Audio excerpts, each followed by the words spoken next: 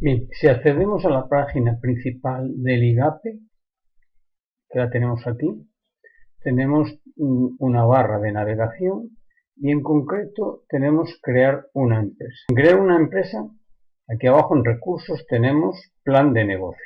Y dentro del plan de negocio tenemos la herramienta para elaborar el plan económico financiero que le vamos a llamar a partir de ahora Viable 2020. Pulso en ella y habrá un archivo aquí, dos posibilidades de archivos, uno para nuevos emprendedores y otros para empresas ya en funcionamiento, porque nosotros vamos a descargar la herramienta para nuevos emprendedores. Pulsamos y se descargará un archivo comprimido en nuestro ordenador. La descargo aquí mismo y una vez descargada lo único que tengo que hacer es descomprimirla. Entonces extraer ficheros aquí y aquí tengo la herramienta Viable 2020. Si pulso en ella tengo dos archivos, uno un PDF con instrucciones que podéis leer y otro el Viable 2020. Bien, ya tendría aquí para trabajar. Recordar, aunque lo subamos a Google Drive, nunca debemos abrirlo como hoja de Google. Este es un PDF, por lo tanto, para trabajar sobre él, es una hoja de cálculo de Microsoft. Por lo tanto, para trabajar con ella, no conviene trabajar en la nube. Hay que descargar, trabajar y volver a subirlo. Entonces, cada vez que subamos un nuevo archivo para que lo puedan consultar los compañeros, lo único que tendríamos que hacer es cambiarle el nombre. Entonces yo ahora ya le voy a cambiar el nombre. Por ejemplo, cambiar nombre. Imagínate que nuestro proyecto es proyecto Lua. Imaginemos, cada uno con su proyecto. Y le pongo V1. Esta es la versión 1. Por lo tanto, cada vez que suba una versión no voy a eliminarla, sino que voy a ir cambiando las versiones. Y el contable va a tener distintas versiones para subir. Entonces, si abro el proyecto, por ejemplo, en este caso Lua V1, bueno, tengo una serie de datos que tengo que completar. Entonces, en este caso, por ejemplo, imaginemos proyecto Lua. Esto, opcionalmente, ¿sí?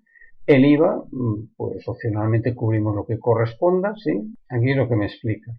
Las celdas en color blanco son para introducción de datos. Las celdas en color amarillo, aunque pone aquí verde, pero es un color amarillento, quizás sea por mi pantalla, que igual no identifica los colores, o por la versión que yo tengo instalado de Microsoft. Pero bueno, el color que tengo aquí, este color que aparezca aquí, es el que va a coincidir con estos. ¿Sí? Si es verde, aquí será verde, pero yo entiendo que es amarillo, por lo menos yo es lo que veo. Estas tienen datos, pero se pueden modificar. Y el resto de colores que tengamos son celdas protegidas y que no se van a poder modificar. Entonces habría que empezar a completar los datos. Imaginemos que todo esto me vale, ¿sí? Y voy a tener que ir acometiendo una serie de pasos según me vaya marcando en la hoja de trade. Entonces la primera opción es tener las aportaciones del ingeniero sobre los recursos clave que son necesarios. Entonces si me y entonces en la hoja de cálculo esto va a tener una lógica que va a ser pasando por plan de investimentos, financiamiento, ventas, gastos variables, gastos de personal, gastos fijos, resultados, y habrá una serie de datos donde ya haya que cubrir muy poquito, pero los básicos van a ser plan de investimentos, financiamiento, ventas, gastos variables, gastos de personal, gastos fijos, y nosotros, a ver, ¿de acuerdo? Entonces, si yo le doy aquí a plan de investimentos, ¿sí? Hay una serie de recursos clave que me ha proporcionado el ingeniero a través de su proyecto, o bien que yo puedo imaginar, o aunque no los haya puesto porque no son clave, entiendo que debemos ponerlos. Estamos hablando de estimaciones, por lo tanto podría ir de sus aplicaciones informáticas, pues lógicamente hay cosas que igual estos no son recursos clave, por ejemplo en mi proyecto, pero por ejemplo si voy a tener una licencia de Microsoft, pues puedo valorarla en 200 euros. Y yo la vida útil, en principio, no la voy a variar. En terrenos, pues si estoy de alquiler o en edificaciones no voy a tener nada. En instalaciones, pues tampoco en principio. Maquinaria, pues va a depender de los recursos clave, del tipo de empresa. Mobiliario de oficina, pues seguramente que no será un recurso clave. Entonces puedo ponerle algo aleatoriamente. Entonces se trata de ir cubriendo. Entonces, estos son los investimentos iniciales. Imaginemos que aplicaciones informáticas a lo largo de la previsión de 5 años que vamos a tener, pues imaginemos que si yo, esto ya depende de cada uno, ¿eh?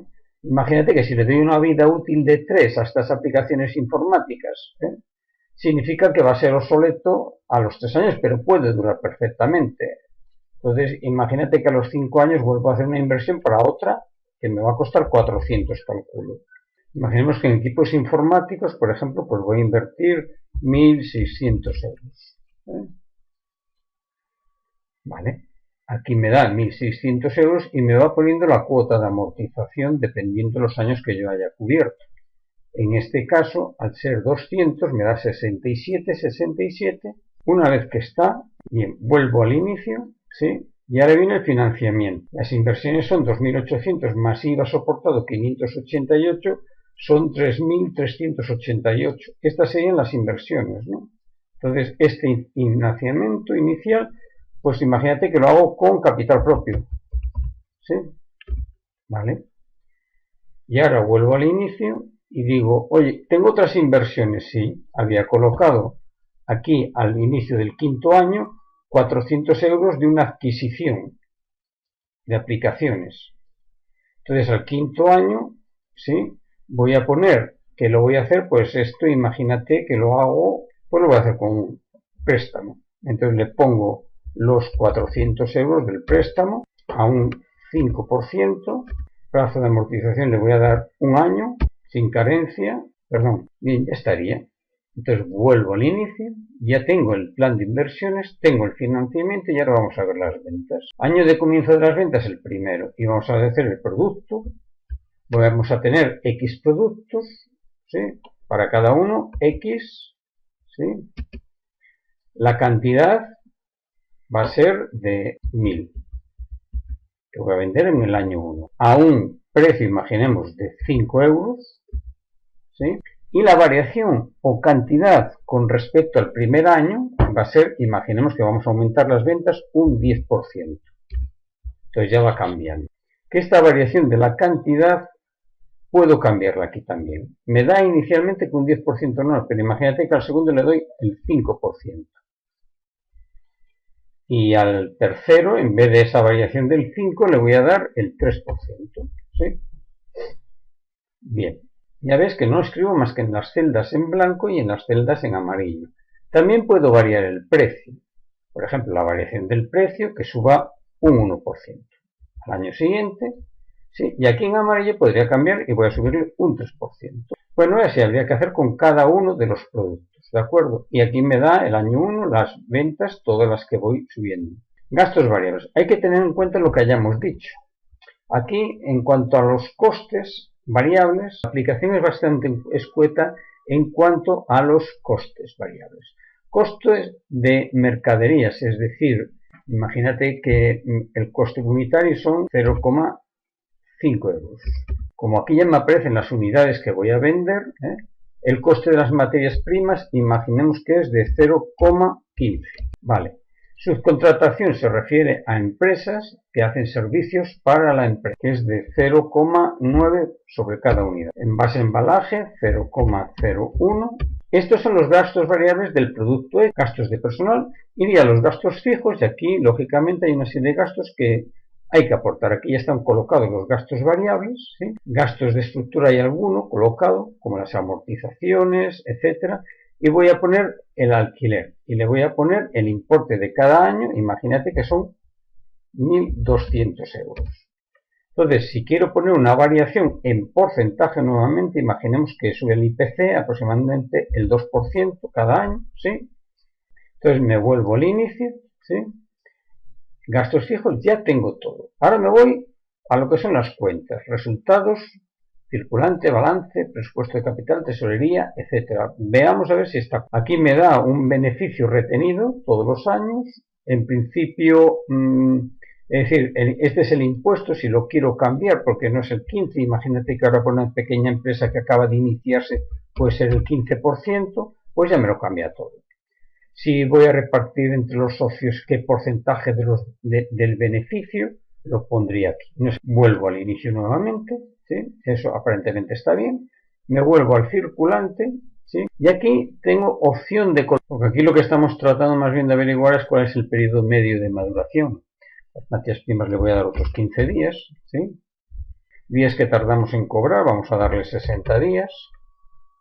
Días que tardamos en pagar, pues vamos a dar 30 días. Vamos a los balances a ver si nos cuadran. En activo 3.388, pasivo más neto 3.388, aparentemente coincide todo, ¿de acuerdo? Después, si pasamos al presupuesto de capital, es un poco un reflejo de las necesidades de inversiones que tiene que acometer la empresa. Estas serían las necesidades financieras cada año, ¿sí? Y a lo largo de los 5 años. Y junto a las necesidades financieras aparecen los recursos con los que vamos a hacer frente a ello, ¿eh?